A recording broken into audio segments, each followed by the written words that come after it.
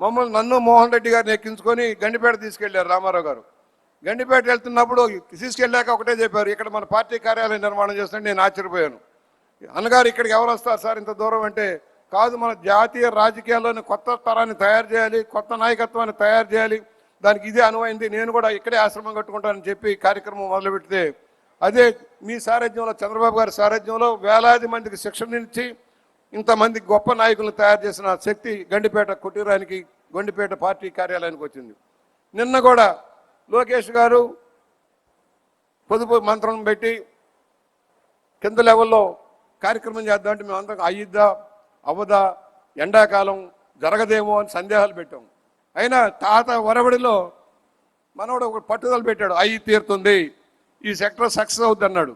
7.5 లక్షల మంది సమీకరించిన శక్తి లోకేష్ బాబు గారిది. అంటే మా పోటీ వాళ్ళకు కూడా మేము పరుగులు తీయబోతున్నాం సార్, బాబు గారు మా మనవడు మమ్మల్ని పరుగులు తీస్తున్నాడు సార్, కొంచెం రక్షించండి, ఆయన స్పీడ్ మేము అందుకోలేకపోతున్నాం, టెక్నాలజీ నేర్చుకోమంటా ఉన్నాడు, మేము టెక్నాలజీ నేర్చుకోవాల్సిన పరిస్థితి వచ్చాం. 7 ఏళ్లలో మార్పు చూస్తున్నాం సార్. మీ కొడుకు కాదు, రాష్ట్రానికి దిక్సూసే కాదు, దేశానికి దిక్సూసిగా మారే రోజులు వస్తూ ఉన్నాయి. Knowledge gain. ఏదో ఎక్కడో దుర్మార్గ పరిపాలన చేసేవాళ్ళు కొంతమంది, రాష్ట్రం కోసం దేశం కోసం కృషి చేసేవాళ్ళు కొంతమంది, దాంట్లో లోకేష్ గారు ఉన్నారు. పులి కడుపున పులే పుడుతుంది, కాకపోతే పెద్ద పులి సాధువు, చిన్న పులి ఉగ్ర నరసింహం, తేడా అంతే.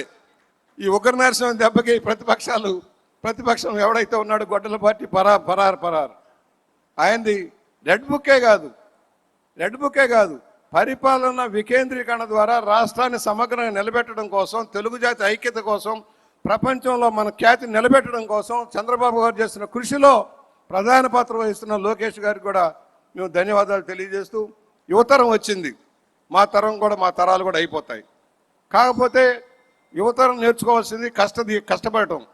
రామారావు గారు నేర్పింది నీతి నిజాయితీలతో కూడుకున్న రాజకీయం, ప్రజల కోసం సంక్షేమం, ప్రజల మధ్య ఉండండి. ఒకప్పుడు ఒకే చిన్న లాస్ట్ పాయింట్ సార్, బాగారెడ్డి గారు నన్ను పిలిచి, ఏంటి బుచ్చియా మేము ఎప్పుడు ఓట్లకు కూడా వెళ్ళలేదు, ఇవాళ మీ రామారావు గారు ఏంటి ఇంటింటికి వెళ్ళాలి, గడప గడపకి వెళ్ళాలి అంటున్నారు, ఇదేమి రాజకీయం అయ్యా, మేము చచ్చిపోతాం మళ్ళీ తిరగలేం కదా అన్నారు. అదే తెలుగుదేశం రామారావు గారు కార్యకర్తల్ని ప్రజలకు చేరువుగా చేశారు, నాయకుల్ని ప్రజలకు జవాబుదారీగా చేశారు. ఇవాళ సామాజిక వర్గాలకి అత్యున్నత స్థానం కల్పించారు. ఇవాళ మీరు మహిళకి కేంద్ర ప్రభుత్వం ఇచ్చినా ఇవ్వకపోయినా మేము 33% పైచీలకు ఇస్తామని చెప్పినందుకు మీకు ధన్యవాదాలు సార్. వంటింటికి పరిమితమైన మహిళలు ఇవాళ ముందుకు వస్తూ ఉన్నారు, వారిని అన్ని రంగాల్లో అద్వితీయంగా విజయం సాధిస్తున్నారు సార్. పురుషులు స్త్రీలు కలిసి ప్రయాణం చేస్తే ఏది సాధ్యమో మీరు నిరూపిస్తూ ఉన్నారు. దానికి చివరిగా ఒకటే, మేము నిన్ననే అడిగా, అయ్యా మేము కాఫీ టిఫిన్లు చేయడమే నేర్చుకున్నాం, రేపు రాబోయేలో వంట కూడా నేర్చుకోవాల్సిన అవసరం ఉంది. ఇదివరకు అమ్మాయిలే వంట చేశారు, ఇప్పుడు మేము కూడా వంట చేస్తామని చెప్పాము. ఆ విధంగా మాకు కూడా తరఫీదేమని కోరుకుంటూ మరొకసారి ఇంత విజయవంతమైన మహానాడుని, ఎన్ని మహానాడులు సార్, మీ కష్టం మీ వృధా పోలేదు. ఇవాళ కార్యకర్తలకు మనోధైర్యం, నాయకులకు మనోధైర్యం, చంద్రబాబు గారు ఉన్నారు, దానికి వారసత్వంగా లోకేష్ గారు వస్తూ ఉన్నారు. ఎంతైనా మళ్ళా రాష్ట్రాన్ని ముందుకు తీసుకువెళ్తారనే ఒక ఆలోచన విధానాన్ని కల్పించిన మీ అందరికీ ధన్యవాదాలు తెలియజేస్తూ, రామారావు గారికి భారతరత్నమని ప్రకటించినందుకు రేపు కేంద్రం మీద ఒత్తిడి తెచ్చి ఇప్పించండి.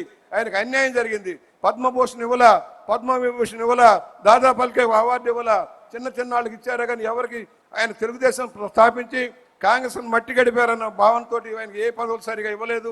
ఒక పద్మతీర్థులు సరిపెట్టారు. మనకు దయచేసి పట్టుదల వహించి ఈ సంవత్సరం భారతరత్న ఇచ్చేలాగా కృషి చేయమని విజ్ఞప్తి చేస్తూ నమస్కారం, సెలవు.